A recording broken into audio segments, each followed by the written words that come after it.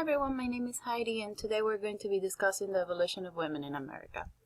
I'd like to start by talking about the first book written in the United States. It goes back to 1798 and the author was Amelia Simmons.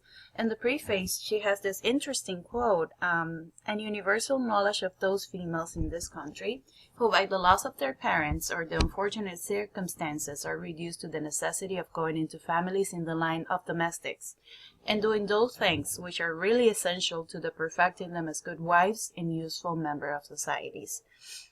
By reading this quote, we realize that in order to be a useful member of society, and I quote this, a woman had to be a good wife.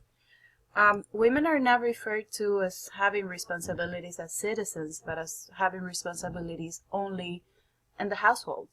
And an important part of these duties was being a good cook.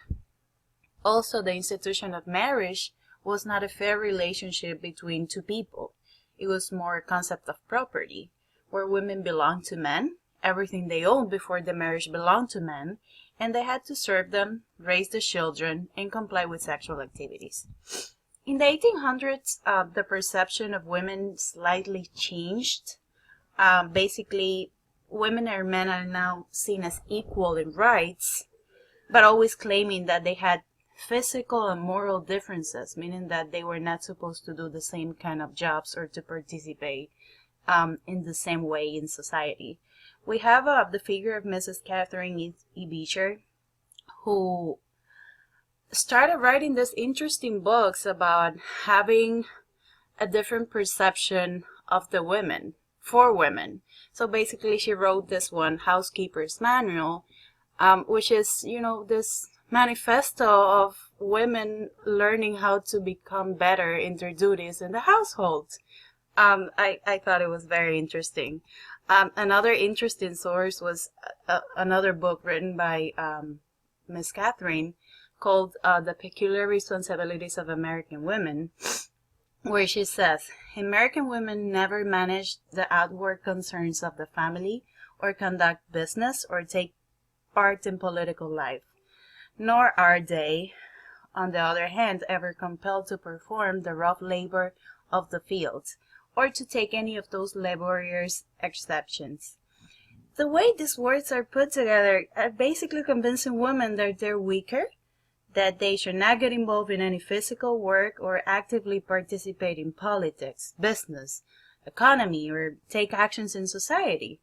Another interesting quote is this one, universally in this country, through every class of society, precedence is given to women in all the comfort, conveniences, and courtesies of life. One more time, women were held responsible for taking care of the husband, the children, and the house in exchange of the commodities that the society is giving them. We can find a direct relation between the image of the woman reflected in the first book that we discussed, The Art of Cookery, from Amelia Simmons, and The Peculiar Responsibilities of American Women, with the essay Marriage from Elizabeth Seaman. Seaman mentions in exchange, women's duties included sexual intercourse, childbirth, housework, and child rearing. Thus, the term marriage also implied patriarchy, for men controlled the economic and physical well-being of their wives and children. It implied domesticity for women who exercised their power in the home only. In the 20th century, the concept kind of changed a little bit. According to the article Women in the 20th Century and Beyond, after women started to have access to education in the late 19th century, they began to see themselves as equal, wanting to have the same rights and responsibilities men have had in the past. In the 1920s, we have the 19th Amendment, where women are finally able to vote. In 1929, they start, right after the Great Depression, they start being more into labor force, bringing income to their homes. And, eventually women were even able to fill government positions. But in this century, racial, class, and gender discrimination is still a big part of American society. In this reality is reflected in the article Welfare is a Woman's Issue in 1972.